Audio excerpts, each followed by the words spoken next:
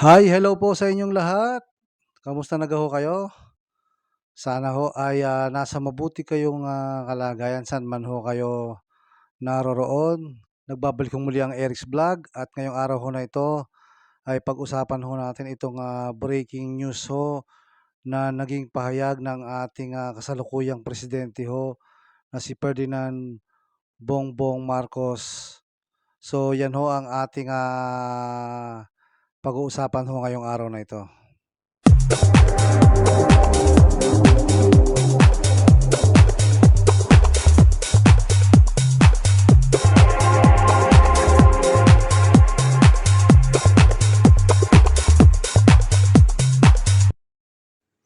Nagbabalik ho muli ang Eric's Vlog. Ito ho, mababasa nyo, nakalagay ho rito, arestuhin na ninyo sila. So, ito ho ang naging matinding pahayag ng ating nung kasalukuyang presidente si Ferdinand Bongbong Marcos. Ito ho nga pahayag niya na may kinalaman ho sa mainit pa rin hong pinag-uusapan itong flood control project. So, ito ho ang naging pahayag ngayon ni President Bongbong Marcos at ito ay iba't ibang news na ho ang nagkalat sa social media tungkol ho dito sa sinabi ho ng ating presidente na arestuhin na ho ang mga sangkot sa flood control projects.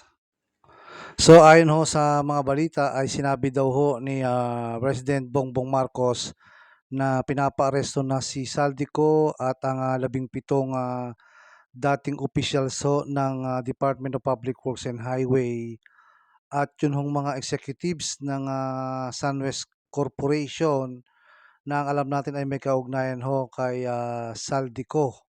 So yan ho ang matinding pahayag ngayong araw na ito. Itong pahayag nga ho na sinabi ho ni Ferdinand Bongbong Marcos na nagkalat na ho sa social media.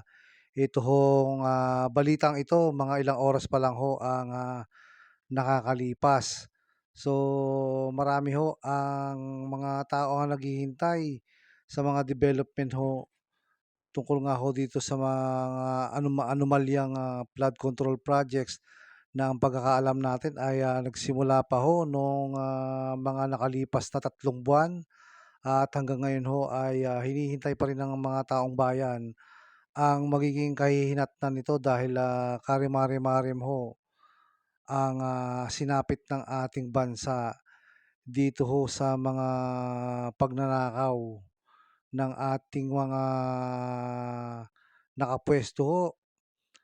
Lalong-lalo na ho yung mga nag-i-implement ng mga project na ito ay talaga naman hong sarap buhay ho sila at sa kabila ho nito na marami ho ang naghihirap at marami ho apektado sa mga pagbaha. Maraming Pilipino na ho ang galit na galit dito ho sa mga nangyayari sa ating bayan, sa ating bansa, ang pagkamal ho o pagkuha ng walang pakundangan ang mga nakaupo sa puwesto.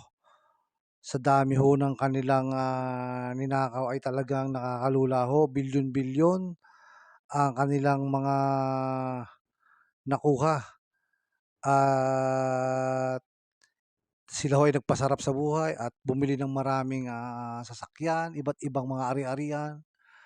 Talagang napakatindi ho ng korapsyon sa ating bansang Pilipinas at talaga naman hong marami ang dismayado. So ayon ho sa balita ay naglabas na ho ng warrant of arrest ang Sandigan Bayan tungkol nga ho sa mga sangkot sa mga maanomalya hong flood control projects na kinasasangkutan ho ng mga nag-implement ho ng project. Ang mga sangkot ho diyan ay yung mga nasa mababang kapulungan na nag-ayos ho ng mga budget, mga nag-insert ng kung ano-ano at yun hong mga nag-implement naman na nasa Department of Public Works and Highway na nagkuntsabahan ho at talaga namang nakakalula ang kanilang mga pinaggagawa o yung mga kinuha nila ho sa kaban ng yaman o sa kaban ng bayan sa mga pondo ho na sana'y nakalaan sa mga flood control projects subalit, kanilang, ninakaw ho. Napakarami ho niyan kaya marami hong dismayado. So yun ho ang, breaking news ngayong araw ho na ito. Pinapaaresto na ho ni, President Bongbong Marcos Jr.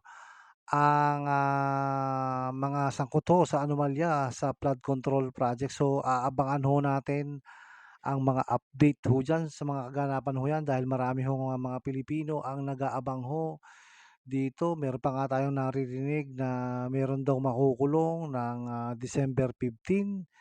So, ngayon ho ay November 21, hindi ho natin alam ang mga susunod ho na kabanata kaya aabangan ho natin ang mga sunod na pangyayari. So, hanggang dito na lang po muna ang ating vlog. Maraming maraming salamat po sa panonood.